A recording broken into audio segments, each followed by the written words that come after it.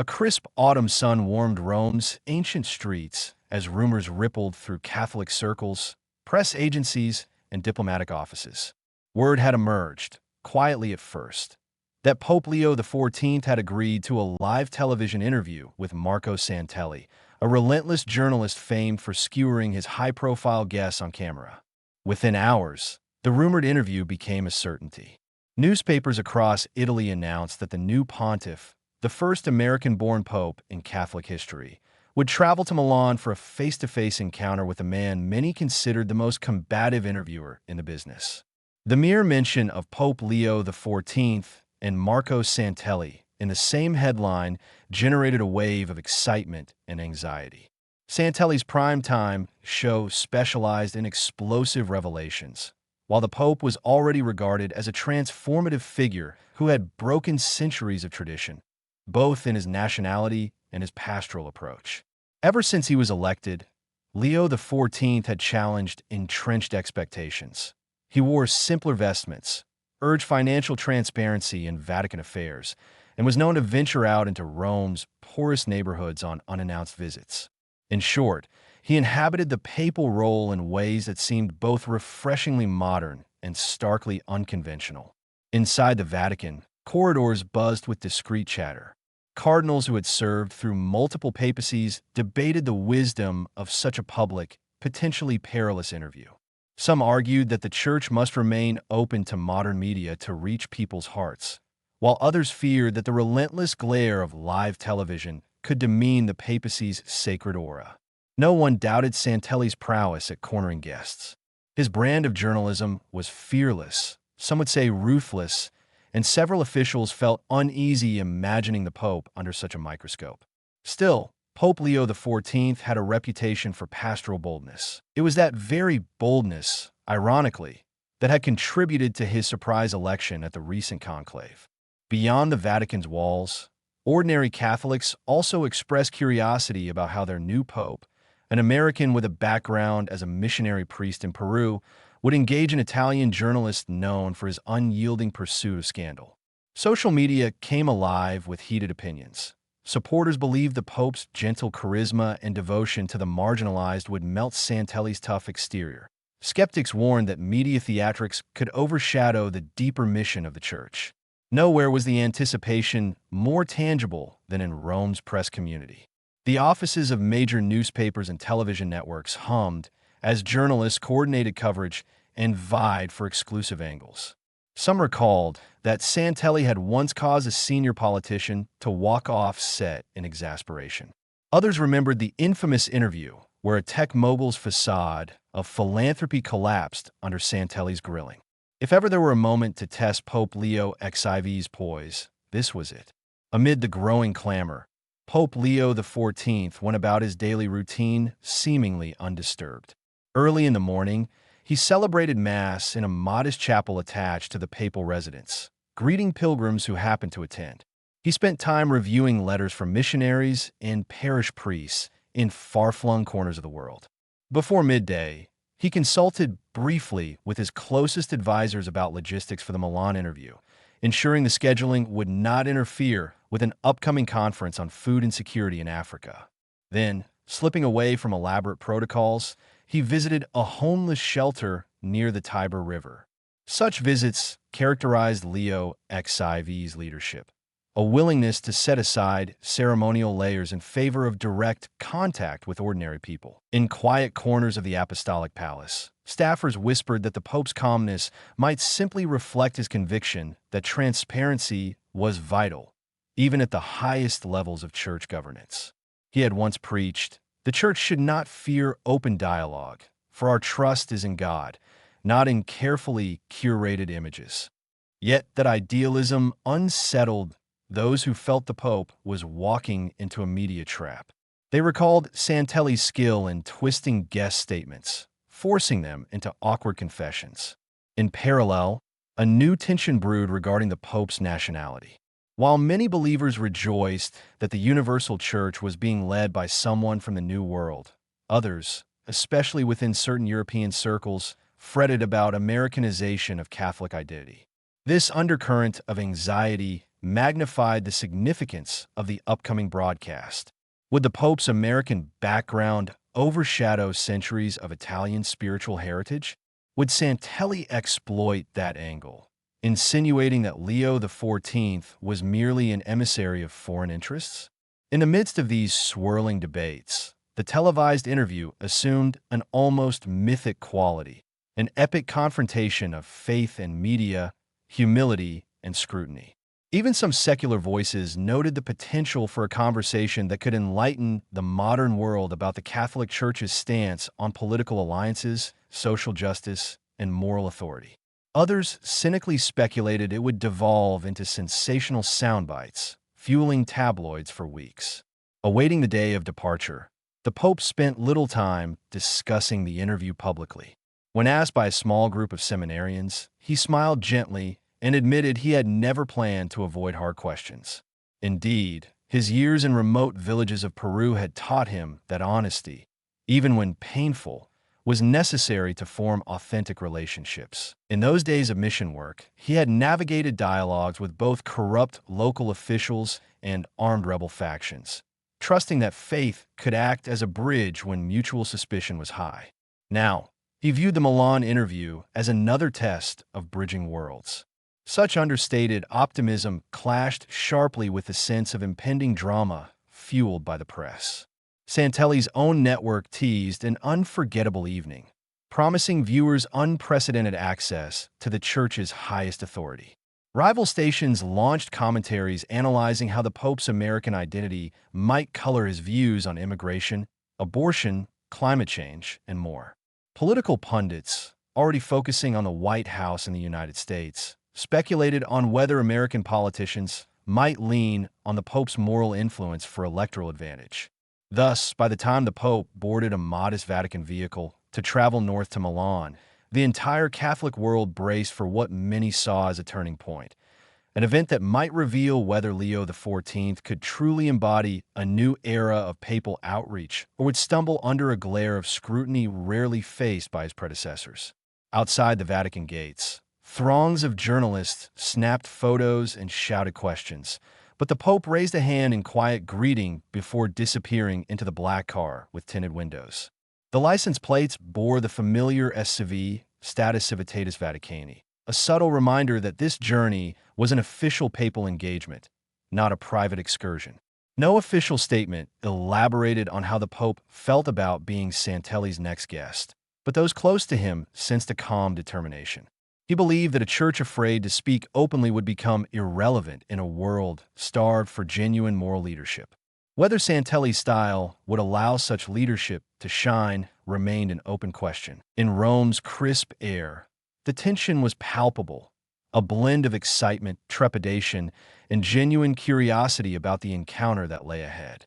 The buzz in Milan was no less intense.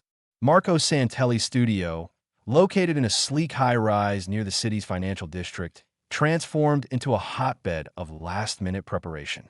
From lighting tests to final camera checks, the production team worked feverishly, knowing that tonight's broadcast could well become the most-watched interview in Italian television history.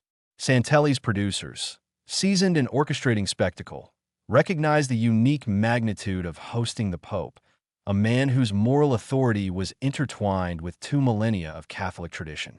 Inside the glossy halls, staff members wore headsets, relaying instructions while monitors displayed various camera angles. The set design had been subtly rearranged for this special episode. A single white chair awaited Pope Leo XIV, raised on a small platform to symbolize respect for his station, while Santelli's own seat stood at a slight diagonal, ensuring an unobstructed view of each man's reaction. Tension thrummed behind the scenes. Assistant directors debated how best to frame questions about the Pope's rumored ties to certain American political figures, anxious that any misstep could alienate devout viewers. A handful of staffers had personal stakes in the church. Some were practicing Catholics, others had grown up in Catholic families but drifted away. The presence of a living pope within their professional domain felt surreal, stirring both pride and a strange sense of vulnerability. Dressed impeccably in his trademark charcoal suit, Marco Santelli strode through the backstage area, radiating confidence. He thrived on confrontation, and his entire brand revolved around the idea that no authority figure was beyond critical examination. Over the years, he had exposed government corruption, corporate malfeasance, and media complicity in covering up scandals. Yet, even for him, the Pope represented uncharted territory. He recognized that billions around the world, especially within the Catholic community, viewed the pontiff not simply as a figurehead, but as a spiritual father. A quiet hum of tension surrounded Santelli as he conferred with his editorial team. They had compiled an arsenal of questions ranging from church teachings on social justice to more controversial topics like immigration policies and alliances with conservative lobbies. Santelli planned to push the Pope on what he believed to be political meddling. From his perspective, an American pope might easily become a conduit for U.S. foreign interests. Granted, it was a provocative stance, but provocation was Santelli's signature. Producers hoped to capture that moment of raw confrontation. After all, fiery exchanges drove up ratings. However, a note of caution underpinned their excitement. Offense taken against the Pope could spark backlash from religious viewers, leading to accusations of disrespect for an institution that had shaped Italy's cultural heritage for centuries. Balancing tough questions with appropriate deference was no small task. Santelli himself dismissed these concerns outwardly, insisting that the pursuit of truth must not be hindered by protocol. Yet his senior producer, an older man with decades in broadcasting, privately warned him to avoid crossing certain lines of decorum. Meanwhile, outside the studio, crowds gathered. Some came as spectators, drawn by the historic significance of watching a pontiff step into primetime television. Others were protesters brandishing signs that demanded the church stay out of politics. A few held placards praising Pope Leo XIV, quoting his previous homilies on compassion for refugees.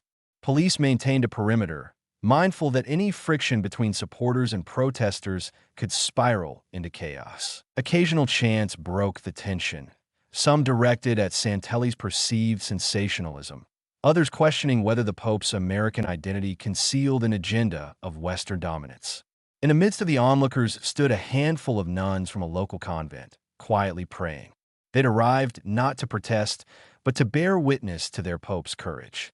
Their presence highlighted how personal this interview was for many believers. Though it would be broadcast to millions, it would also serve as an intimate window into the soul of their shepherd. Within Santelli's domain, staffers monitored these outside developments in real time. They noted how the press coverage spun narratives of an epic showdown.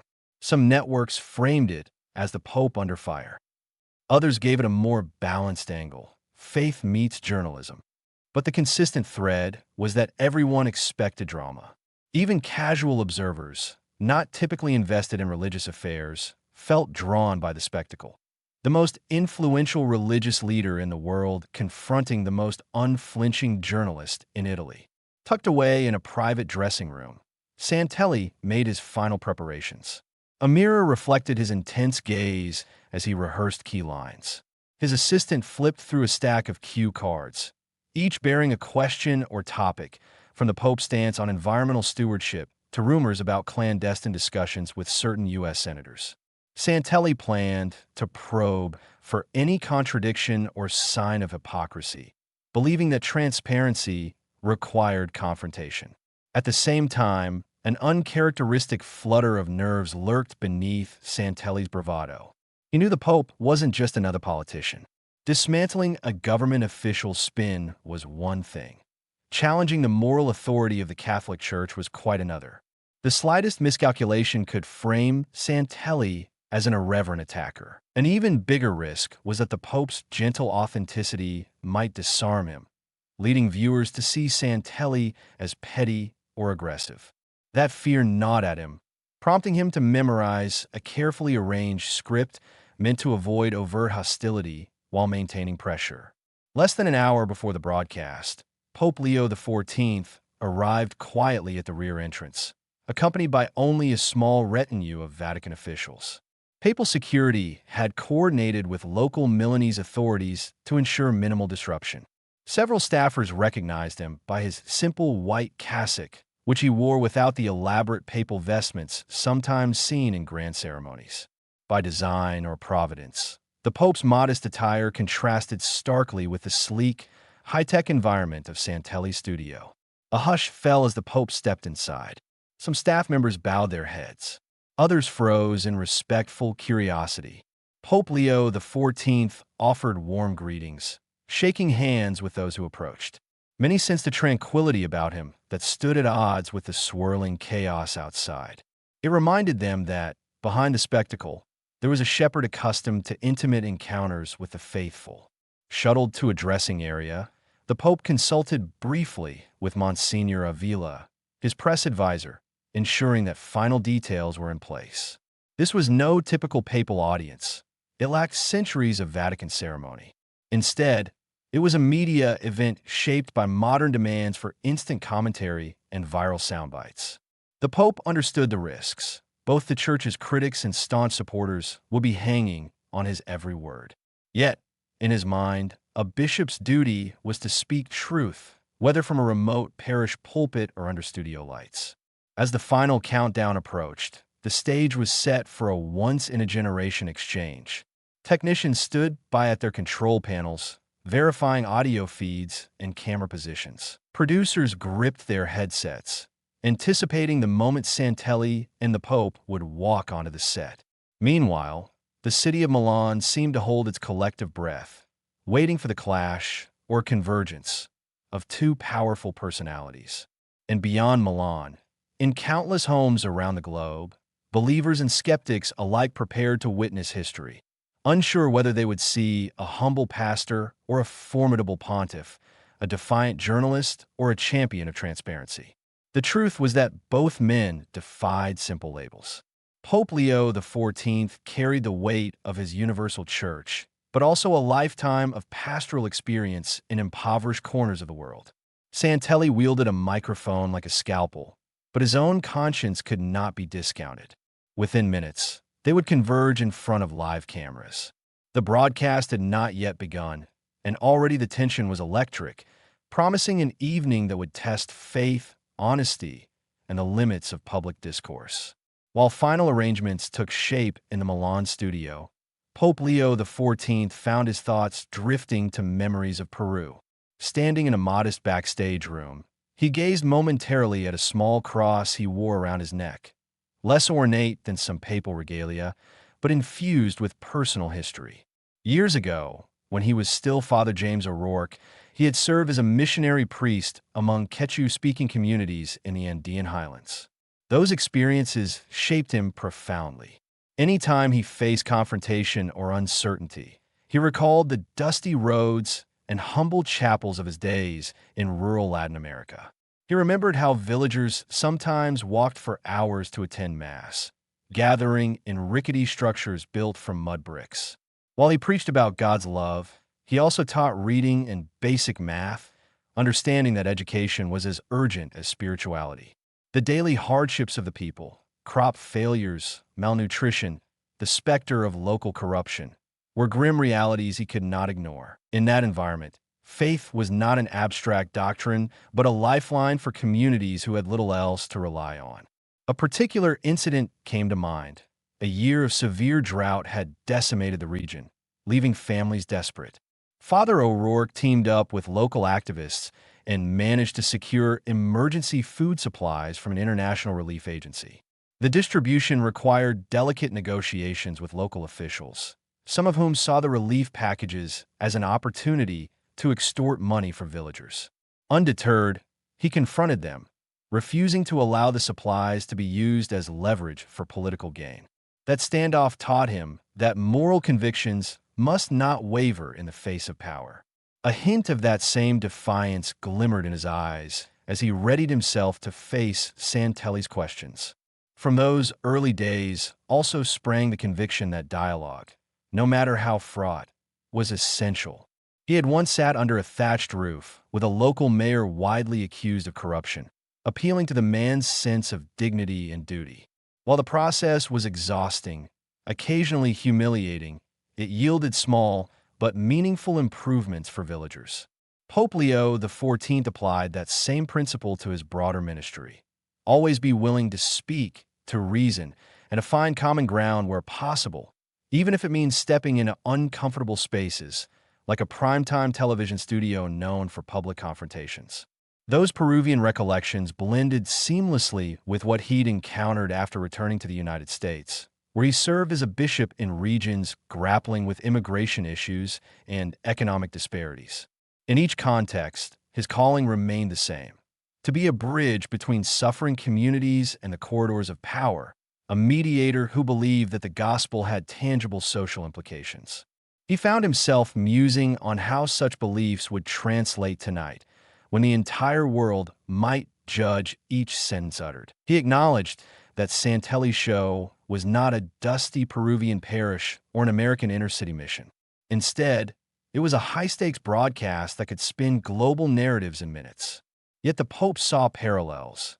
If one's mission is grounded in service to the vulnerable, then no platform should be deemed too intimidating or too hostile. He remembered the words of an elderly Peruvian catechist who once told him, "If we hide truth out of fear, we betray the love we claim to preach." That maxim had guided him through dangerous political climates, and it would guide him now. Meanwhile, in a corner of the backstage area, Monsignor Avila lingered, reading his phone. He had glimpsed headlines predicting a heated collision between the Pope and Santelli. Some articles claimed the Pope was entangled in secret alliances with American conservatives, a rumor Avila knew had circulated since the conclave. He worried about the polarizing effect such accusations could have on the faithful. Approaching the Pope quietly, Avila shared these concerns, suggesting they preempt the hostility by issuing a clarifying statement. But Pope Leo XIV shook his head gently. He believed that reactive denials only fed the rumor mill. Better to speak plainly and let actions prove sincerity.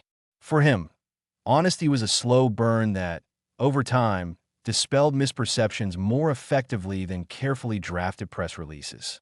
Avila nodded, respecting the Pope's resolve. He, too, had traveled with the Pope to impoverished areas, witnessing how sincerity in word and deed built trust more solidly than any official communique. As the minutes ticked down, the Pope took a moment to pray silently. He recalled how, in the Peruvian villages, prayer was communal and celebratory, often followed by music and dance.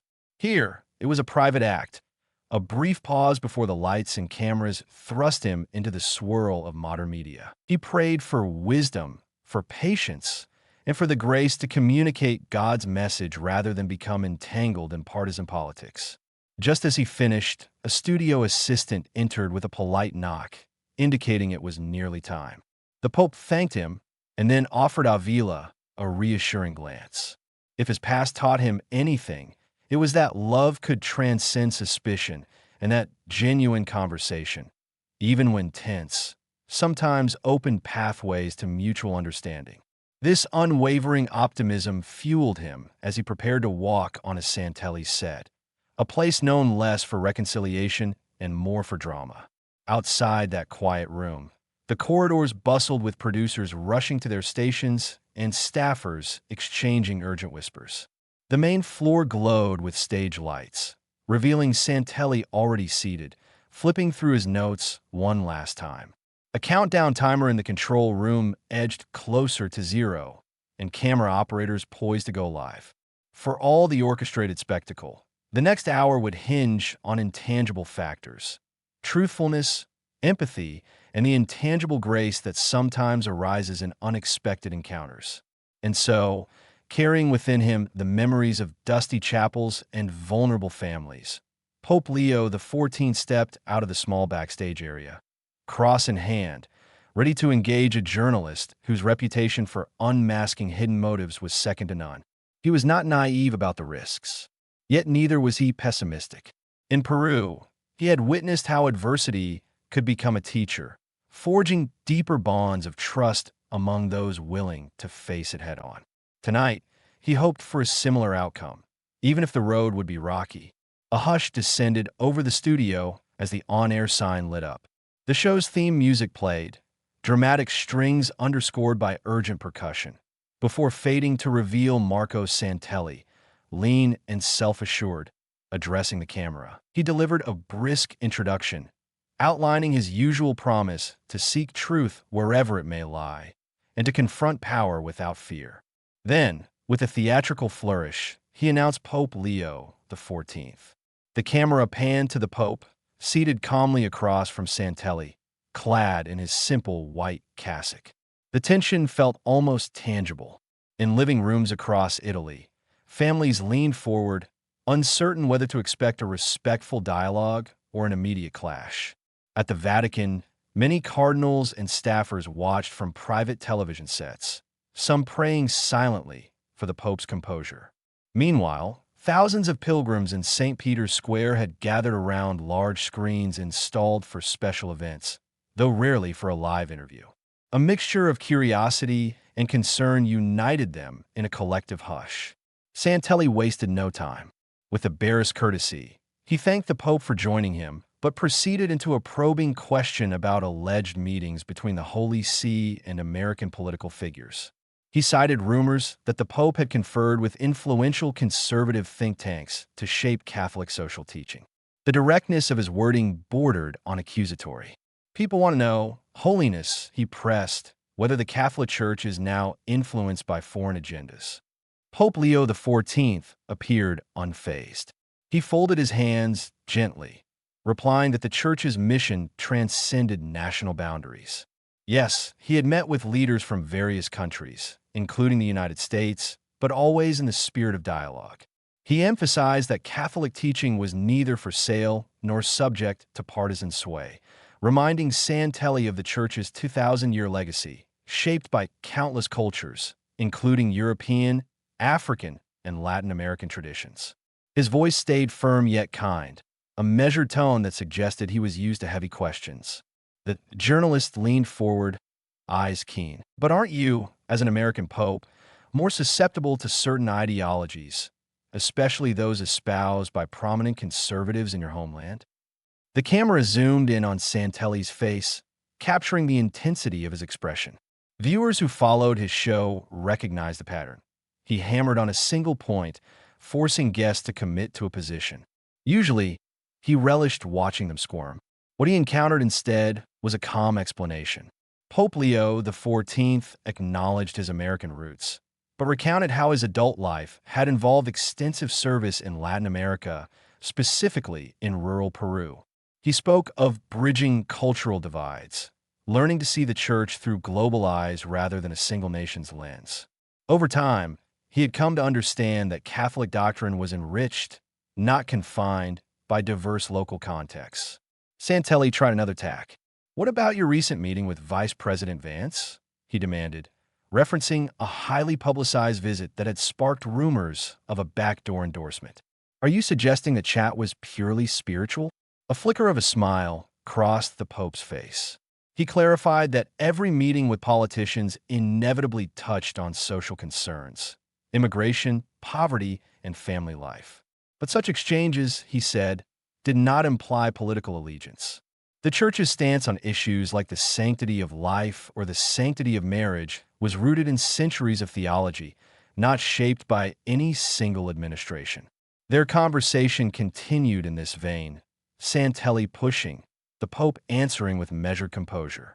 At times, the journalist's frustration became evident as he tried to corner the Pope into admitting a direct political alignment. Undeterred, Pope Leo XIV repeatedly steered the discussion back to the universal call of the gospel, emphasizing the Church's duty to uphold human dignity across any political spectrum. Behind the scenes, the control room buzzed with excitement. Producers noted the high viewer count streaming in from across Italy, and indeed around the world. Social media platforms lit up with live commentary. Hashtags referencing the Pope, Santelli, and American Vatican trended simultaneously, each capturing a slice of the global conversation. Some viewers cheered Santelli's boldness, while others praised the Pope's grace under pressure. A few commented that the show felt more cordial than expected, given Santelli's history of dismantling powerful figures. Partway through the broadcast, Santelli introduced footage of Pope Leo XIV's earlier visits to impoverished areas, both in the United States and abroad. The images displayed the Pope, in plain priestly attire, standing beside families living in makeshift homes, distributing food packs, and blessing children. Santelli paused the clip, pivoting to question why such humanitarian efforts seemed overshadowed by the Pope's alleged political involvements. The subtext was clear. Are these charitable acts mere window dressing for deeper political ambitions? In response, Pope Leo XIV shared personal anecdotes about his mission days in Peru. He narrated a story of a small boy dying of malnutrition, and how that tragedy underscored the Church's obligation to address physical suffering alongside spiritual needs. He explained that real Catholic leadership required engaging leaders who could enact policies to help the vulnerable. If I remain silent while governments shape laws that harm these communities, he said, I would be failing in my responsibility as shepherd. His tone carried an emotional resonance that even Santelli seemed to register. The studio's bright lights caught the glimmer of conviction in the Pope's eyes. The camera shifted briefly to Santelli, whose face revealed a flicker of empathy, though he quickly masked it with professional detachment. Leaning in, he pressed on. So, are you suggesting that your moral duty sometimes forces you to collaborate with politicians you might otherwise disagree with? The Pope nodded. Indeed, I must listen to all leaders, regardless of their political identity, and urge them to remember the forgotten, the poor, the unborn, and the marginalized. Collaboration does not mean endorsement of every stance they take. It means I refuse to abandon dialogue. In that, I risk misunderstandings, but I believe the potential for good is worth it. Around this time, something shifted in the ambience. Santelli's relentless approach, while still present, took on a more nuanced quality as he realized the Pope was neither rattled nor evasive. Instead, Pope Leo XIV was graciously redirecting the interview toward core principles of compassion and duty. The tension, while still keen, was no longer purely adversarial. In homes across the globe, viewers noted the subtle turn, some wondering if Santelli might lose his edge, others feeling unexpectedly drawn to the Pope's clarity of purpose. As the first commercial break approached, Santelli promised viewers, "We will delve deeper after the break," especially regarding allegations that the Vatican is shifting its historical European center of gravity to the United States. Pope Leo XIV inclined his head courteously, understanding that the toughest questions might still lie ahead. For now, though, he had navigated the opening salvo with a serene confidence, shaped by years spent under far harsher conditions than a brightly lit studio. In a sense, the interview had become a miniature reflection of the Church's global mission, grappling with skepticism, enduring scrutiny, and yet offering its message of humble service to all who would listen. The show returned for break with a dramatic wide shot of the studio. Santelli, renewed with vigor, took aim at the long-standing tradition of Italian dominance in Vatican affairs. He cited historical examples where popes from Italy maintained close ties with European monarchs, shaping church policy in ways that some found too Eurocentric. Now, he stated with a direct look at Pope Leo XIV, the pendulum swings the other way. The first American pope, are we about to see the United States guiding the Holy See's direction? The question reverberated through the set, capturing a broader anxiety among Catholics worldwide. For centuries, Rome had been the geographic and cultural heart of Catholicism. A pope from across the Atlantic threatened to shift that balance, at least symbolically. Santelli's words lent voice to murmurs within Italian clerical circles who feared the diminishing of their historical influence. Meanwhile, conservative lay Catholics in Europe worried that an American pontiff might align the Church too closely with certain U.S.-driven agendas. Pope Leo XIV answered calmly, noting that the universality of the Church had long resisted national identification. He referenced the robust contributions of African, Asian, and Latin American bishops, insisting that the Church thrived on inclusivity. The seat of Peter remains in Rome, he said, but the heartbeat of our faith resonates across all continents. My nationality should not overshadow my duty as a successor to St. Peter, a servant of the entire Church.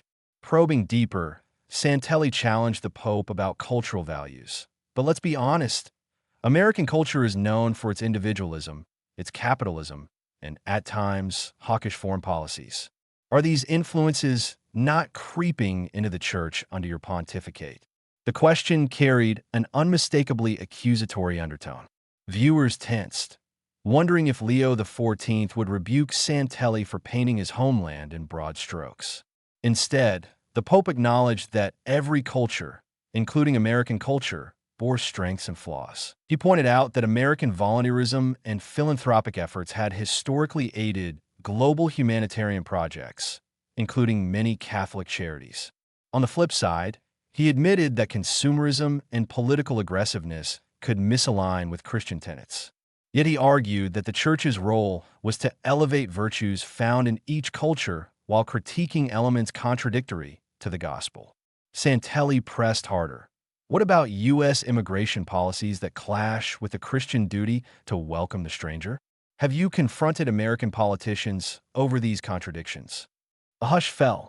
It was precisely the kind of blunt question that could ruffle diplomatic feathers, forcing the Pope to choose between loyalty to his homeland and fidelity to Catholic teaching. Leo XIV did not shy away. He recounted how, as a bishop in border regions, he had advocated for humane immigration reforms and criticized punitive measures that tore families apart. He emphasized that he would continue urging governments worldwide, including the United States, to treat migrants with compassion. I have a moral obligation, he declared, to remind leaders that behind policy debates are real human lives, often fleeing violence or poverty. In the control room, producers exchanged impressed glances. The Pope was neither pandering to American interests nor falling into the trap of undermining them categorically. Instead, he maintained a nuanced stance, reflecting what many recognized as the Catholic both/and principle, upholding moral truths while engaging authorities in dialogue. On social media, viewers debated whether his comments were too diplomatic or appropriately balanced. The interview segued into the topic of global alliances. Santelli showed clips of the Pope's meetings with various international figures, some known for conservative agendas, others for progressive stances. You've met them all, Santelli said pointedly. Do you ever worry that your willingness to speak with everyone from alt-right leaders to progressive activists might dilute the Church's clarity? The journalist's tone suggested that the Pope's inclusivity risked theological compromise or political exploitation. Pope Leo XIV explained that true pastoral outreach involved encountering all people, especially those in positions of power who could shape laws and social structures. He insisted that meeting someone didn't imply acceptance of their entire platform. Referencing Christ's interactions with sinners, tax collectors, and Pharisees, the Pope underlined the idea that moral leadership sometimes required conversation with unlikely or even disagreeable partners. Santelli saw an opening. That's a lovely concept, holiness, but can it be misused? Could unscrupulous politicians photograph themselves shaking your hand, proclaiming papal approval for questionable policies? The question was sharp, implying that the Pope's image might be weaponized by opportunists.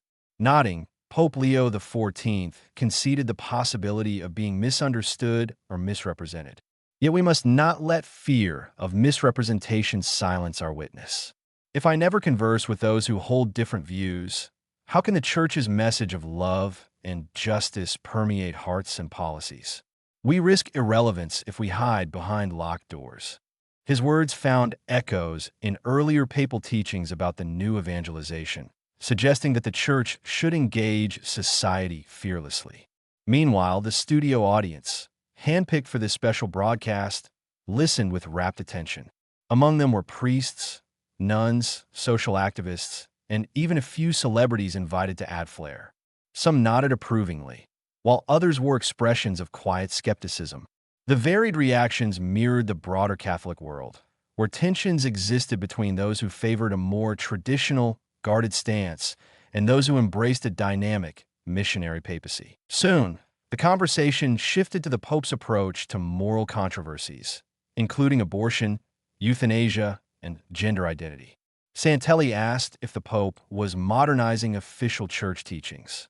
Pope Leo XIV gently clarified that while pastoral approaches might adapt to cultural contexts, core church teachings rooted in scripture and tradition remain steadfast. Yet, he also emphasized mercy and pastoral sensitivity, rejecting the notion that moral truth must be wielded like a blunt instrument. "We must hold firm to truth but accompany people with compassion," he said, acknowledging the complexities of modern life. In living rooms across Italy, some older Catholics found solace in his adherence to unchanging doctrine, while younger believers appreciated his empathetic tone. Outside the Catholic sphere, secular viewers questioned how such a stance would translate into actual policy endorsements or rejections. The Pope's words might be spiritually moving, they argued, but could they impact real political processes? Santelli then confronted the Pope about potential economic alliances. Rumors had circulated that certain American billionaires had sought the Pope's blessing for philanthropic initiatives with underlying commercial motives. Have these wealthy individuals courted the Vatican's moral endorsement? Santelli asked, almost reveling in the possibility of scandal. The Pope answered candidly. Many people approach the Holy See with various proposals. We evaluate them based on consistency with Catholic social teaching, not the size of anyone's bank account. He admitted that temptations to compromise were ever present, but insisted that the Church's mission was not for sale. That final remark produced a sudden hush. In a single sentence, Pope Leo XIV reaffirmed an age-old Catholic stance against corruption, reminiscent of historical moments when the papacy, for better or worse, had navigated alliances with kings and magnates. In the tension-filled studio, it was a quiet assertion of moral independence, a refusal to be captured by any worldly power. After nearly an hour, the broadcast paused for another break. Santelli, known for dominating his guests, seemed partially disarmed by the Pope's unyielding but gracious demeanor. The tension remained, still high stakes, but was interwoven with a hint of mutual respect. Social media exploded with commentary. Some hailed the Pope as a voice of reason. Others found him frustratingly indirect. Santelli's fans praised him for pressing tough questions, though some admitted they had expected a more volatile clash. As cameras went to commercials, the Pope sipped water, smiling politely at Santelli, who also reached for a drink. In that brief lull, the two men, so different in origin and temperament, locked eyes in a moment of mutual recognition. Neither had conceded ground on principle, but they had met on a field of dialogue that few had anticipated being so civil. The final segment loomed, and watchers everywhere wondered, would Santelli escalate his tactics, or had the Pope's calm sincerity already altered the tone irreversibly? Simultaneously, in the Vatican, a small group of cardinals gathered in a conference room illuminated by the soft glow of a television. Tension etched their faces. Some sipped tea nervously, while others took notes on a legal pad. The broadcast's every word felt personal to them, a reflection on the Roman Curia's identity and mission. As Pope Leo XIV engaged Santelli's pointed questions, these officials contemplated the potential fallout. Cardinal Fortunato, an older prelate with decades of diplomatic experience, spoke first. He's handling himself well, but I worry the media climate won't interpret his nuance. Another cardinal, younger and visibly optimistic, countered, "The Holy Father has always believed in clarifying truth through engagement. If he can show humility and steadfast faith, people will see beyond the sound bites." Still, a third cardinal, typically reserved, expressed concern about backlash from certain factions who believed public interviews cheapened the dignity of the papacy. Their debate revealed long-standing internal divisions within the Church. One faction felt that direct engagement with media personalities like Santelli was the only way to remain relevant in the 21st century. Another preferred a more measured approach, limiting the Pope's exposure to official statements and carefully controlled appearances. Pope Leo XIV's style, stepping boldly into modern platforms, felt revolutionary to some and reckless to others. Meanwhile, in local parishes throughout Italy, reactions varied. Many Italians, proud of their centuries-old Catholic heritage, wrestled with the idea of a foreign-born pope who spoke fluently about universal brotherhood, yet carried an undeniable American accent. The Church had survived invasions, schisms, and reforms. Would it weather the Americanization that critics feared? Lay Catholics voiced their views on social media and in parish halls. Some wholeheartedly supported the Pope, praising his willingness to champion the marginalized and to converse openly with adversarial media. Others worried he was diluting the Church's European roots, forging alliances with global elites who might twist Catholic moral teachings into partisan slogans. A recurring theme was the question of how the Pope's background, bridging multiple cultures, would reshape the Church's identity. Outside Catholic circles, the Milan interview garnered interest from academics, political analysts, and even entertainment figures. They saw it as a cultural event, not merely a religious one, reflecting Italy's evolving relationship with media and tradition. Some intellectuals applauded the transparency, arguing that if the Pope truly wielded moral authority, he should subject himself to rigorous journalistic questioning. Others speculated that Santelli's platform risked trivializing profound spiritual matters, reducing them to a televised sparring match. Against this backdrop, Pope Leo XIV's robust answers on social justice resonated with Catholics already invested in charity work. They felt validated to hear the Pope articulate compassion for migrants and advocate a global perspective that transcended nationalistic impulses.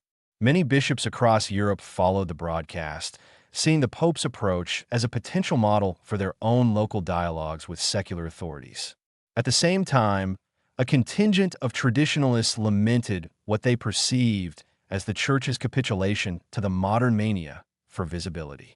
Some outspoken critics viewed Santelli's program as an arena for the sensational, not a forum for theological depth. They wondered if centuries of Catholic mystique and solemnity were being sacrificed on the altar of ratings. Their frustration amplified the tension swirling around the entire event. The moment captured how the Church grappled with a changing world, a world of instant communication, skepticism of institutions, and a hunger for authenticity.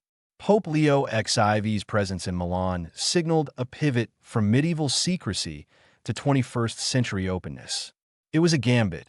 If handled deftly, the Church might reintroduce its ancient wisdom to modern audiences. If botched, it could fuel cynicism or confirm biases that religious leaders were no different from politicians chasing popularity. Meanwhile, across the Atlantic, American Catholics stayed up late or woke early to catch live streams. Many had cheered when a fellow American ascended to the papacy, interpreting it as a sign of the Church's global scope.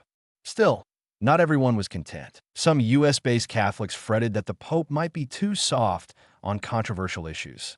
Others felt he was failing to align strongly enough with American conservatives.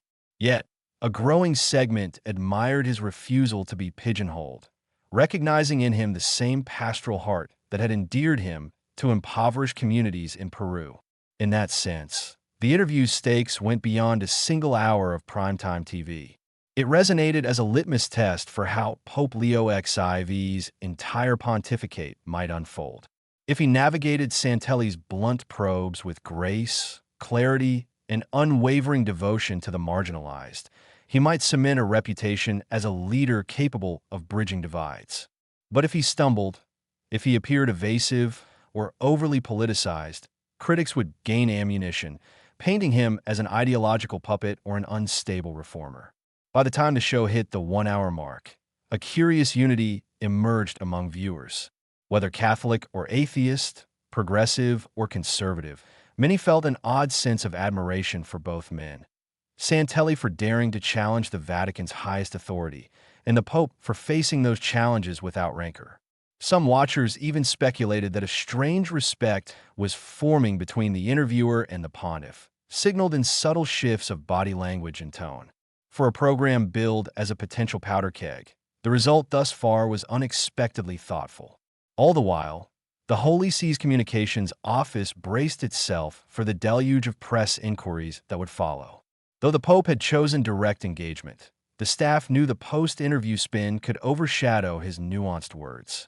Misinformation or sensational headlines might distort the truth, especially if only fragments of the conversation circulated on social media.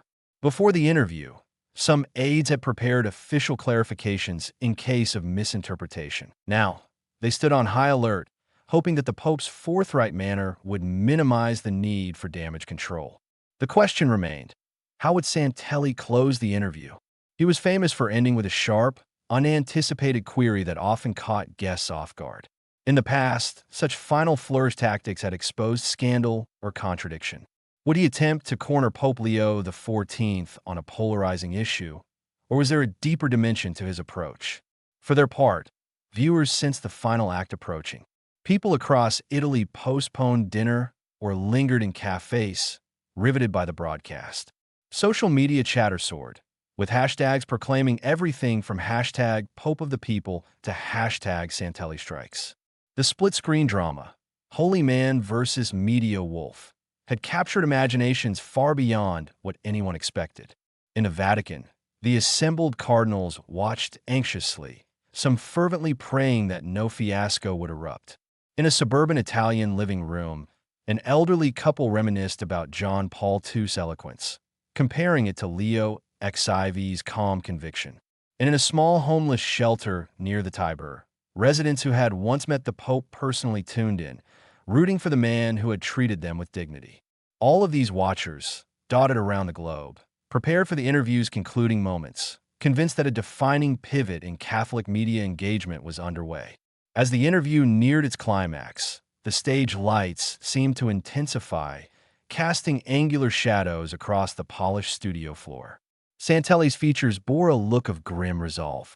The tension spiked once more when he leaned forward, voice dropping lower, as though he were about to deliver a final coup. "Let me be blunt, Your Holiness," he began. "People are saying you've become a pawn, perhaps unwittingly, in a grander strategy orchestrated by influential powers. Are you, despite your good intentions, just another political figure cloaked in religious garb?" A hush swallowed the studio. Staffers at the periphery felt their hearts pound.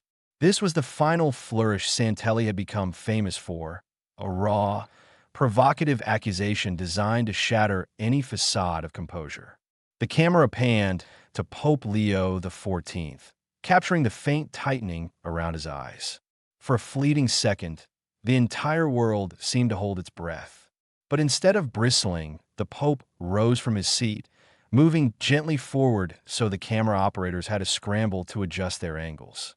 In a move that no one, not even his closest aides, anticipated, Pope Leo XIV removed the cross he wore around his neck, a cross reminiscent of his missionary days in Peru. Holding it out in his hand, he addressed Santelli directly, his voice low but unwavering. "This cross," he said, "reminds me of the families in Peru who had nothing, yet shared everything. It reminds me of refugees around the world, of slum dwellers, of all who cry out for justice. When people accuse me of being anyone's puppet, I recall these faces. My loyalty is to them, and to the gospel that compels me to serve them. If that puts me at odds with political powers, so be it. If it means speaking with those in power, I will do that too. But I cannot, in good conscience, abandon those whose lives hang in the balance." A wave of silence crashed over the room, deeper and more profound than anything before. Santelli, for once, looked momentarily stunned. The rhetorical jab he had prepared hung in midair, overshadowed by the physicality of the Pope's gesture. The camera zoomed in on the battered cross, revealing scratches and small nicks that hinted at a rough history. For viewers at home, it was as though they could see the entire pontificate distilled into that single object. Stunned producers in the control room debated whether to cut away or zoom closer. The director signaled for a tight shot on the Pope's face, capturing every line and wrinkle that told a story of compassion forged in remote mission fields. Social media feeds exploded within seconds. Tweets circulated describing the moment as heart-stopping, with some calling it stage theater and others hailing it as a genuine act of witness. Santelli's next words emerge haltingly. I, I see, he managed, his usual confidence shaken. Viewers accustomed to his unflinching style were startled by the sudden gentleness in his tone. Even for a man who prided himself on intimidation, the Pope's quiet conviction was disarming. For a few beats, neither man spoke. The set lighting glinted off the cross in the Pope's hand, rendering it an unspoken testament to a faith shaped by the struggles of the poor. The silence seemed to stretch into eternity before Santelli cleared his throat. On the screen, subtle shifts in his expression revealed a journalist grappling with an unexpected display of vulnerability, one that didn't fit the template of political or corporate figures he had previously skewered. "That cross," he said softly, "it's from your time in Peru, correct?" Pope Leo XIV nodded. "Yes, it was given to me by villagers who had next to nothing. They saw the church not as a symbol of power, but as a beacon of hope. I wear it to remember my duty is to serve, not to rule, to love, not to condemn." Another hush. It became clear that Santelli had lost the momentum of his aggression, at least for the moment. The dynamic shifted from confrontation to something resembling introspection, as if the entire interview had veered off script. Many viewers at home later recalled feeling an unprecedented unity in that moment, a sense that perhaps faith and media could converge on shared ground, if only for an instant. Eventually, Santelli composed himself enough to press on. "But don't you fear that politicians will exploit this sincerity? They can pose for photos, claim your backing, blur moral lines for their own agendas?" The Pope nodded, acknowledging the risk. "Exploitation is always possible, but if my silence leaves the voiceless unheard, that is an even greater betrayal. So I speak with them, I pray with them, and I challenge them. I don't claim to have all answers, but I refuse to let cynicism paralyze the Church's mission." An audible exhalation rippled through the studio audience. Some dabbed tears from their eyes. Others simply stared, transfixed. Santelli, regaining a measure of professional detachment, attempted a final pointed question. "And do you believe, Holiness, that a man of faith, any man of faith, can truly navigate these treacherous waters without succumbing to worldly power?" A faint smile curved the Pope's lips. "With God's grace, yes. We stumble, we err, but we strive to remain true. My vow is to serve the least among us. If any day I forget that, I hope the Church and the world will remind me." At that, the stage manager signaled that the broadcast was close to wrapping. Santelli nodded, apparently at a loss for his usual combative finale.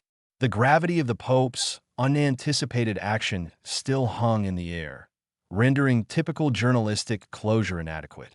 Even so, Santelli managed to pivot to a formal sign-off, thanking the Pope for his candid responses and giving viewers a promise of future coverage.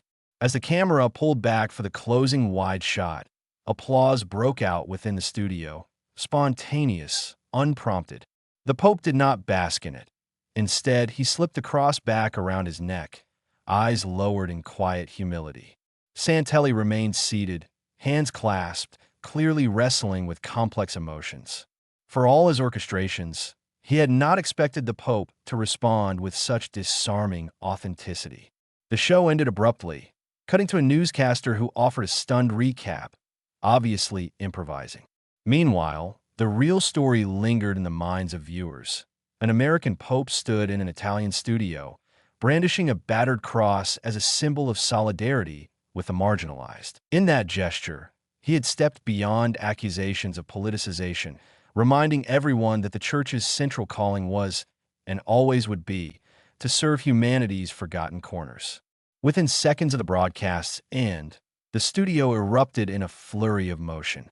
Producers scrambled to gather notes and coordinate post-interview coverage, while the audience members stood, many wiping away tears or murmuring about the Pope's striking demonstration. Marco Santelli, normally the unflappable center of attention, leaned back in his chair, exhaling heavily. He glanced at the departing figure of Pope Leo XIV, who was speaking quietly with a few staffers near the set's edge. An intern approached Santelli hesitantly, handing him a phone already blowing up with messages from colleagues and friends. Some congratulated him on the best scoop of the decade, while others teased that he had finally found someone he couldn't corner. Santelli barely nodded, eyes still fixed on the Pope's retreating form. For all his years in journalism, seldom had he felt this unsettled after an on-air confrontation. Behind the scenes, Pope Leo XIV was greeted by Monsignor Avila and a small cluster of Vatican officials who had arrived late. They looked relieved, almost jubilant, though the Pope offered only a gentle smile. He appeared preoccupied, as though replaying the exchange in his mind. One official effusively praised his perfect retort to Santelli's accusations, but the Pope waved away the compliment. "Only God knows if I spoke well," he said softly, "but at least I spoke from the heart." Outside the building, the scene was tumultuous. Journalists, pilgrims, and protesters alike jostled for space, phones in hand, thirsting for updates. As word spread about the Pope's dramatic gesture, removing his cross and naming the marginalized as his true allegiance, speculation soared. Some reporters tried to buttonhole any Vatican staffer they could find, clamoring for behind-the-scenes reactions. Others aimed cameras at the masses, capturing real-time sentiments. For all the media frenzy, the Pope departed quietly, ushered into a Vatican car that would take him to an overnight residence before returning to Rome the following day. Passing the throng, he lowered the window just enough to wave and bless those gathered. A hush fell momentarily, replaced by a flurry of camera flashes. People pressed forward, trying to glimpse a man who had, in their eyes, either defended the Church's spiritual integrity or staged an artful piece of symbolism. Meanwhile, back in Rome, the Curia and Catholic faithful alike erupted into debates. Some hailed the Pope as a courageous shepherd who had outmaneuvered Santelli with humility. Others criticized him for yielding to sensationalism, claiming that a Pope removing his cross on live television was theatrics unworthy of the pontifical office. A subset of conservative commentators hammered the idea that he still hadn't categorically distanced himself from American political interests. Progressive voices, on the other hand, praised his call for compassion but wanted clearer stances on issues like climate change or migrant crises. Social media reflected this diversity in an overwhelming stream of posts. Memes appeared, capturing the exact moment Pope Leo XIV held out his cross. Tweet storms dissected every phrase from the interview. Hashtags like hashtag Pope Cross Moment, hashtag Santelli Showdown, and hashtag Humble Power Sword. Even secular circles found themselves fascinated by the moral dimension of the encounter. Late-night talk shows scheduled segments to replay the highlights, both celebrating and critiquing what had transpired in Milan.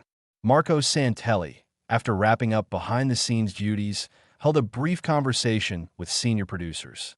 They congratulated him on record-breaking viewership and suggested he capitalize on the momentum by hosting follow-up panels to analyze the Pope's statements. Santelli, however, looked uncharacteristically drained. The combative persona he usually displayed on air was nowhere in sight. He said little, nodded agreement to the proposals, and left the studio through a side door. Reporters ambushed him, but he brushed them off politely, refusing any immediate comment. An unspoken question lingered. Had Pope Leo XIV's calm sincerity undermined Santelli's typical gotcha framework, or had Santelli, in witnessing real conviction, momentarily glimpsed the limits of his own method? Neither man seemed to have a definitive answer just yet. Parallel to these developments, a wave of endorsements and critiques flooded the Vatican's email inboxes. Some bishops around the world sent congratulatory messages, praising the Pope's willingness to endure public grilling and come out with his moral authority intact. Others chided him, urging caution.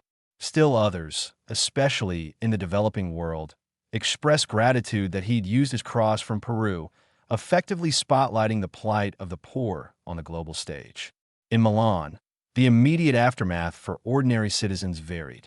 Some felt uplifted, describing the Pope's gesture as a luminous example of faith speaking truth to power. Others shrugged, uninterested in religious matters and viewing it as a televised curiosity. A few ardent critics insisted the entire scenario was carefully choreographed to boost the Pope's image as a populist figure. Amid this swirl of reactions, one fact stood indisputable. The interview had sparked an unprecedented level of engagement with Catholic themes, bridging demographics that typically ignored papal affairs. People in remote corners of the world, those who seldom paid heed to Vatican pronouncements, found themselves discussing the Church's stance on social issues, the tension between humility and institutional grandeur, and the authenticity of a pope who dared to stand in a spotlight often reserved for sensational drama. By nightfall, major news outlets ran extended analyses. Some placed the story at the top of their broadcasts, featuring clips of that cross moment. The scene of Pope Leo XIV quietly brandishing a simple wooden cross in a high-tech, ultra-modern studio encapsulated the paradox of an ancient faith speaking into a modern media environment. It was an image that transcended language barriers, prompting tabloids, academic journals, and political commentators alike to weigh in. For the Pope, the journey back to his temporary Milan lodging was subdued. Seated in the vehicle, he gazed out at the bustling city lights, reflecting on how swiftly the modern world demanded instant analysis of every gesture. He prayed silently, not for personal vindication, but for the capacity to maintain sincerity in the face of ever louder clamor. He understood that the Real ministry lay not in besting journalists, but in guiding souls toward hope and justice. Looking at the cross resting again on his chest, Pope Leo XIV felt a pang of longing for the quiet villages of Peru. There, his greatest challenges involve ensuring families had clean water or basic education, uncomplicated by camera crews and viral headlines. Yet he also recognized that the global stage demanded a different form of ministry, one that required courage, patience, and a willingness to be misunderstood. He arrived at the lodging to find a small group of local priests, journalists, and devout lay people who had gathered to greet him. Despite the late hour, they sought a glimpse of the Pope, perhaps to express solidarity or gratitude. He greeted them kindly, exchanging brief words of blessing.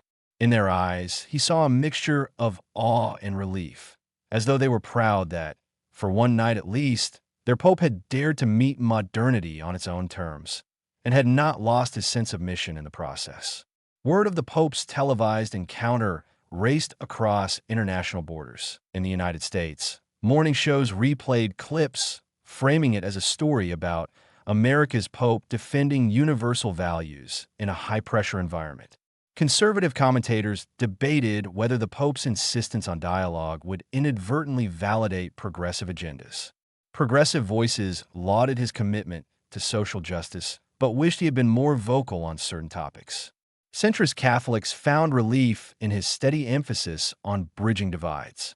In Latin America, where Pope Leo XIV had served for years, newspapers highlighted his reference to the Peruvian cross. Many in Peru felt pride that their small villages had shaped a pope's worldview in such a lasting way.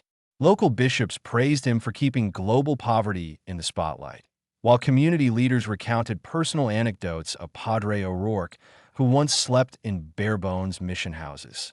For them, the Milan interview was a testament that the dusty roads of the Andes still informed the papacy's grand stage. Africa's fast-growing Catholic population responded with special interest, noting how the Pope's experiences in Latin America resembled their own struggles against poverty, political corruption, and marginalization. Some African priests posted on social media, saying they recognized in Pope Leo XIV's words a reflection of their day-to-day pastoral challenges. The cross moment resonated strongly, reminding them that the pontiff's path to power had been paved with grassroots mission work, not aristocratic privilege. In Asia, where Catholic communities often exist as religious minorities, the interview stirred hope that their concerns might also find a voice in global discourse. Many admired the Pope's direct engagement with a skeptical journalist, seeing parallels in how Catholics in certain Asian countries had to dialogue with authorities who questioned their loyalties. Articles emerged discussing how this open style of communication could help Catholics navigate societal pressures. Europe itself reeled with mixed emotions. Traditionalist enclaves in countries like Poland and Spain admired the Pope's confident witness, but lamented the perceived showmanship. They wondered whether such public displays diluted the Church's rich liturgical and theological heritage. Meanwhile, more liberal-minded Catholics in Germany or France saw the Pope's performance as a step forward in demystifying the papacy, bringing it closer to ordinary people. In academic circles, theologians and political scientists convened online forums to dissect every nuance.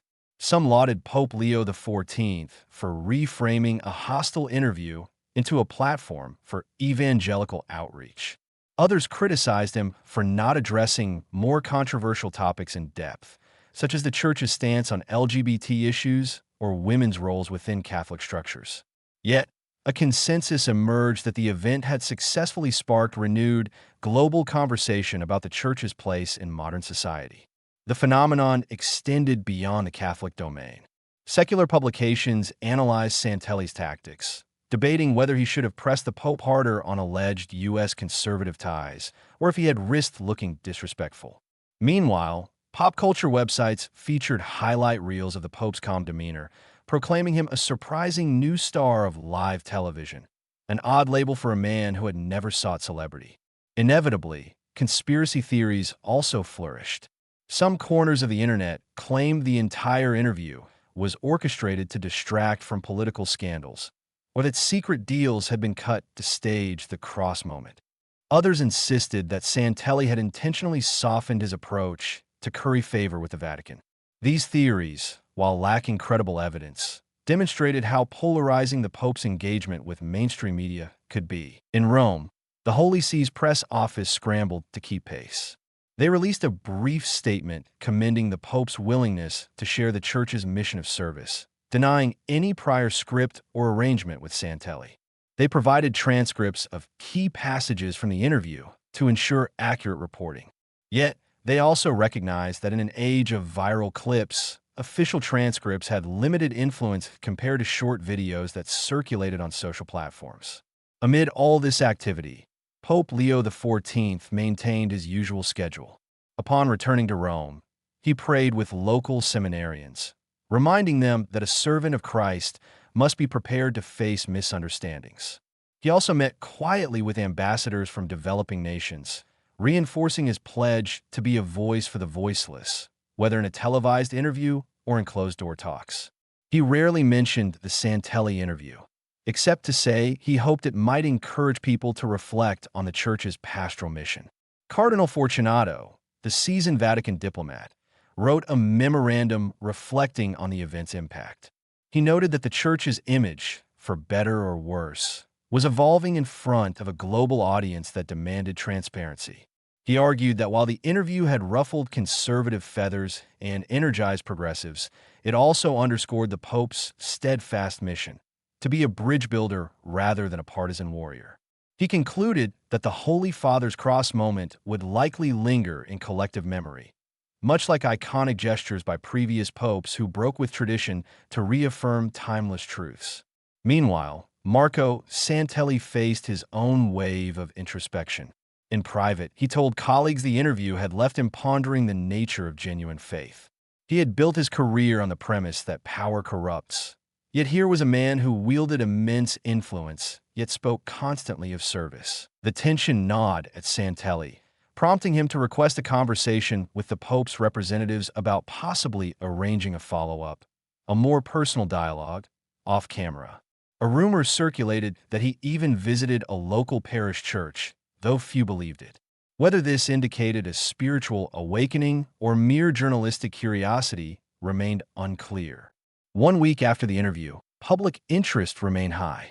Pundits continued dissecting every exchange, while Catholic media outlets highlighted the Pope's references to biblical principles of mercy and justice. Even critics who found the Pope too idealistic conceded that he had avoided being cornered by Santelli's hardest questions. In many ways, the event solidified Pope Leo XIV's identity as a leader equally at home in the slums of Peru and the glare of primetime media. In that sense, the interview's legacy became less about scandal and more about transformation. Countless viewers reported feeling oddly inspired to volunteer at shelters or engage in local charities. Some credited the Pope's calm witness for reviving their faith or curiosity about Catholicism. Others wrote letters to the Vatican praising him for not yielding to cynicism, though they remained uncertain about certain doctrinal stances. The unifying thread was that the Milan broadcast had sparked a sense of communal reflection on compassion, humility, and the weight of moral responsibility in public life. Months later, the fervor around Pope Leo XIV's dramatic interview had settled into the annals of modern church history. Its aftershocks, however, continued to shape conversations about faith, media, and leadership. In certain circles, it was seen as a watershed moment that illustrated how the papacy could engage the 21st century without surrendering its spiritual essence. Others dismissed it as a brief spectacle, overshadowed by the next wave of global news. Nevertheless, a subtle shift had occurred. Within the Vatican, discussions about media strategy took on a more open tone. Younger priests and lay advisors argued that Pope Leo XIV's example demonstrated the necessity of entering public forums, even hostile ones, to present a coherent, compassionate Catholic witness. Traditionalists, while still wary, grudgingly acknowledged that the interview had not compromised doctrine as they had feared. In the broader Catholic world, many laity found themselves rethinking how they might engage secular culture. If the Pope could appear on primetime television and speak about the Gospel's call to serve, perhaps local parishes could also adopt bolder outreach strategies. Grassroots movements emerged, inspired by the Pope's emphasis on standing with the marginalized.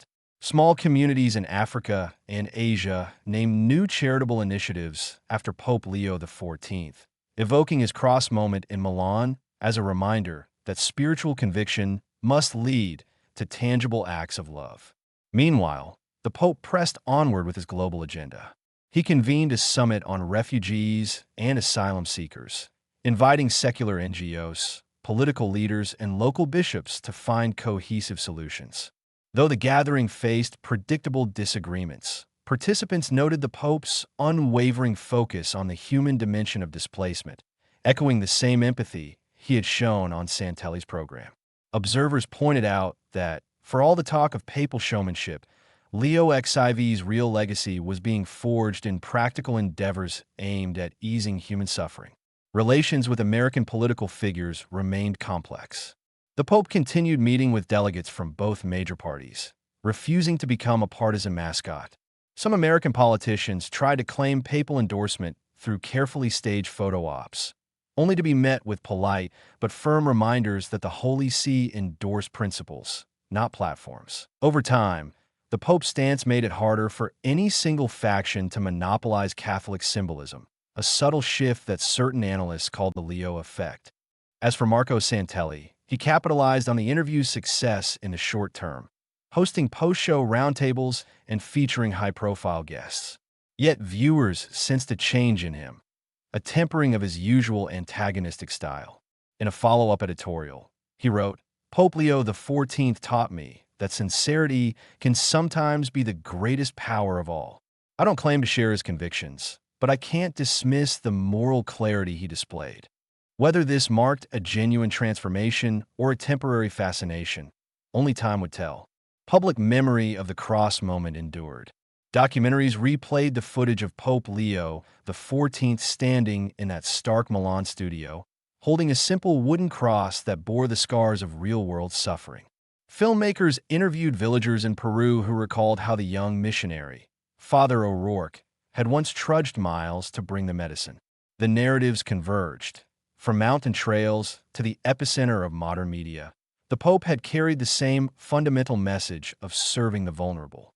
In theological circles, some hailed the Milan interview as a fresh iteration of the Church's tradition of public engagement, reminiscent of earlier popes who stepped onto the world stage in new ways. Others cautioned that the Church still faced internal reforms, governance, transparency, financial management, that no single interview could resolve. Pope Leo XIV himself echoed these concerns, reminding faithful that humility did not mean complacency. Gradually, the controversies of that night yielded to a more enduring truth. An authentic witness to Christ's love could resonate even amid high-tech lights and biting questions. If the church was indeed a field hospital, as some modern theologians proposed, then it had to set up its triage wherever wounded souls gathered, including the platforms of primetime media. Milan had been just one step in that ever-evolving mission. Looking ahead, Pope Leo XIV showed no sign of retreating into the guarded hush of Vatican protocol. He traveled widely, visiting conflict zones, hosting interfaith dialogues, and insisting that the future of Catholicism lay in ceaseless outreach. Detractors still accused him of politicization or naivete, but supporters argued that his humility was a potent antidote to global cynicism. Through it all, he held on to his battered cross, reminding himself daily of the mission entrusted to him by those Peruvian villagers so many years ago. And so, the interview that once loomed as a potential disaster became, in retrospect, a defining chapter of Leo XIV's pontificate. Far from diminishing the papacy, it had showcased a quiet strength that refused to yield to sensationalism. In that single hour, broadcast across continents, the Pope had chosen humility as his shield, service as his sword, and love as his unwavering strategy. The world watched, and many, unexpectedly, found themselves compelled to listen.